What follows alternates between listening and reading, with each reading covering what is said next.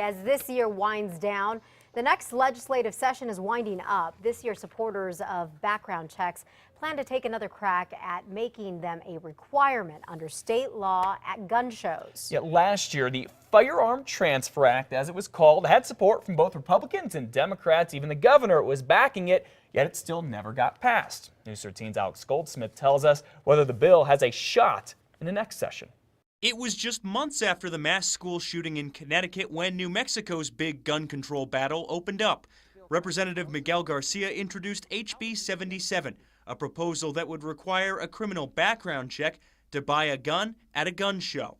Governor Martinez and several key Republicans backed a compromise version of the Democrats' bill, helping pass it out of the House. It's a good bill. It's a good compromise bill. It had buy-in from all the key stakeholders. But many senators were skeptical. I don't think it does what people would hope it would do, which would be to make our community safer. And the bill stalled short of the governor's desk. Now Garcia is trying again with HB 44.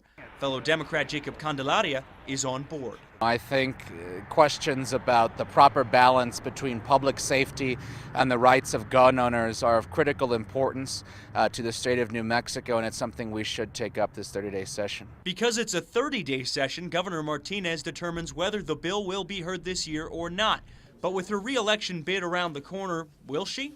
In a statement, a Martinez spokesperson says the governor hasn't decided one way or the other, citing bigger priorities like getting a balanced budget passed. Alex Goldsmith, KRQE News 13.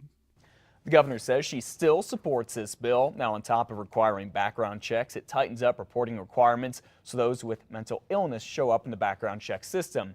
The legislative session starts at high noon on January 21st. Of course, we'll be covering it for you right here on News 13.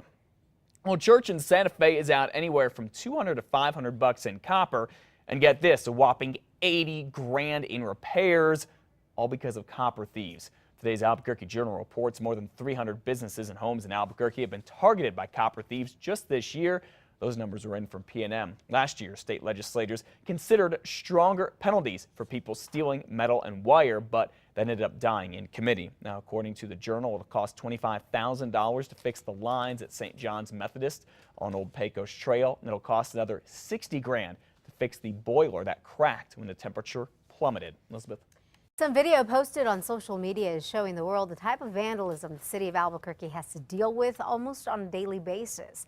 Video posted last month on YouTube shows two guys walking through a gated area to a drainage area which appears to be under I-40. The taggers make their mark on the wall of graffiti there. The city says this is like a slap in the face for their crew who work continuously to clean up after taggers. And the city worries postings like this could lead to bigger problems.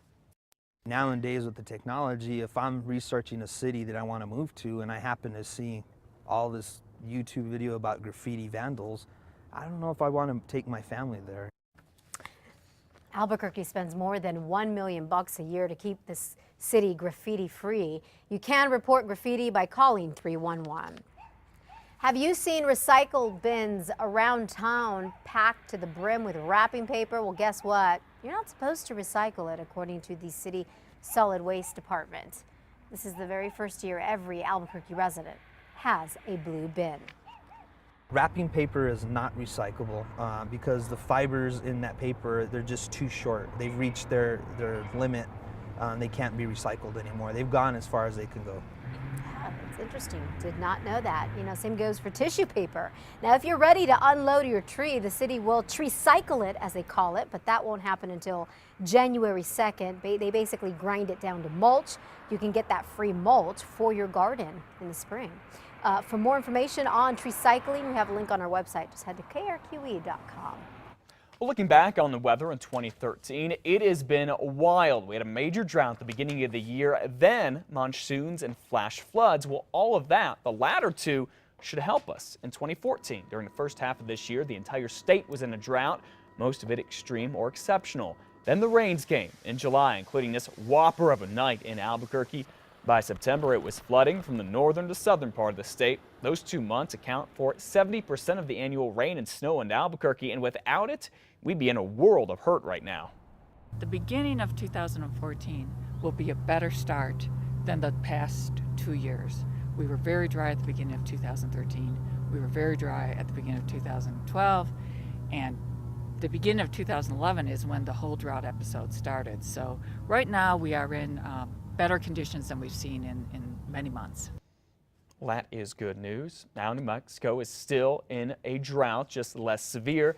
It'll take years before the state recovers. Meteorologist Kristen Van Dyke's going to have your forecast coming up in a few minutes. And in terms of getting any rain or snow, I tell you, things do not look good. No. Okay, we're just getting things started this morning at 6 o'clock. Here's what you can expect to come in the next half hour. You got to come to your TV and take a look at this. Over here. I didn't say walk, did I? Come over here. Come over here. All right, hey. Hey, all right. Okay, stand right here. All right, this is something that you're probably going to see on YouTube. The story behind it, though, is anything but funny. How many times police say the guy who you just saw who flipped that SUV has been arrested for drunk driving is going to shock you. Also, it hurts to lose your job, no doubt, but things could be getting worse if you get unemployment benefits. We'll tell you what will happen to thousands across New Mexico as 2013 comes to a close. It's all coming up after a trendy